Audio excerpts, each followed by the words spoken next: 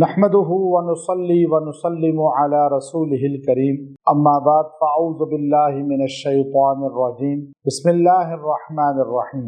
رمضان المبارک کی 17 تاریخ کا ایسا طاقتور وظیفہ ہے کہ آپ کو ہر میدان میں فتح عطا فرمائے گا، ہر میدان میں کامیاب کرے گا، آپ ناکامی سے دور ہو جائیں۔ کوئی مقدمہ ہے، کوئی بھی کیس ہے، آپ کو اللہ تعالیٰ فتح عطا فرمائے گا۔ چونکہ 17 رمضان المبارک کو عالم اسلام کی پہلی جنگ جو اسلام اور کفر کے درمیان ہوئی اور اسے غزوہ بدر کہا جاتا ہے، اور وہ اسلام کی پہلی جنگ ہے جس میں شرکاء 313 صحابہ کرام تھے اور دوسری طرف 1000 کفار مشرکین تھے۔ اللہ تبارک و تعالی نے 313 صحابہ کو فرمایا کہ ان کے اگلے پچھلے گناہ غفر ما تقدم من ذنبہ وما تأخر، اگلے پچھلے سارے گناہ معاف کیے گئے۔ بدری صحابہ کبھی دوزخ میں نہیں جا سکتے، یہ اللہ کا فیصلہ آ گیا۔ اور نبی کریم صلی اللہ علیہ وسلم نے فرمایا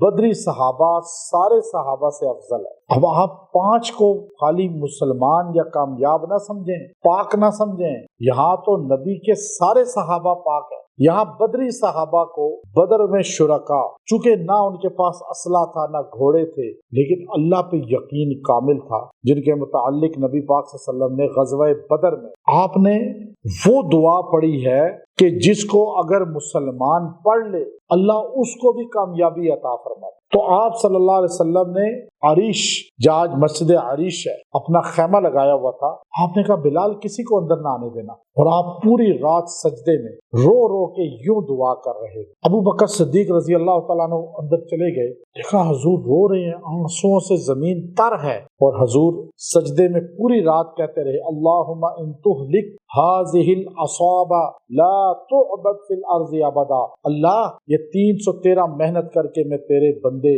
مسلمان کر کے لے آیا ہوں، اور اس وقت کائنات میں ان کے علاوہ مسلمان کوئی نہیں ہے، اللہ اگر آج یہ شہید ہو گئے تیری عبادت قیامت تک ختم ہو جائے گی۔ یہ نہیں کہا میں شہید ہو گیا، حضور علیہ السلام نے اپنے لیے نہیں کہا، صحابہ کے لیے کہا، چونکہ صحابہ ہے تو دین ہے، حضور کے غلام ہیں صحابہ، حضور کے بعد دین کے محافظ ہیں، قرآن و سنت کے محافظ ہیں۔ جس کے پاس صحابہ کی محبت نہیں وہ دین والا نہیں۔